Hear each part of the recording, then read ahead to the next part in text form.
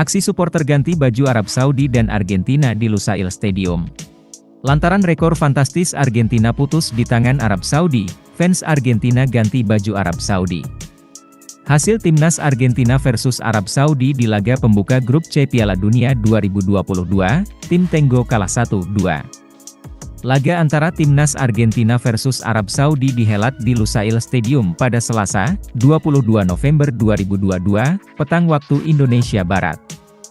Sejumlah drama termasuk aksi heroik bek timnas Arab Saudi, Yasser Al-Shahrani dan gol spektakuler The Arabian Neymar, Salem Al-Dawsari terjadi pada kekalahan pertama timnas Argentina di Piala Dunia 2022.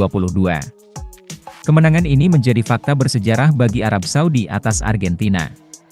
Kesuksesan Arab Saudi ini menjadi kemenangan pertama mereka atas dominasi timnas Argentina dalam rekor head-to-head. Sebelumnya Arab Saudi belum pernah menang melawan Argentina di berbagai ajang. Pertemuan terakhir mereka sebelum di ajang Piala Dunia 2022 ini terjadi pada 2012 silam di laga persahabatan di mana Arab Saudi mampu mengimbangi Argentina tanpa gol. Kekalahan ini juga memutus rekor fantastis Argentina yang datang ke Piala Dunia 2022 dengan catatan tak pernah kalah dalam 36 laga terakhir mereka di berbagai ajang.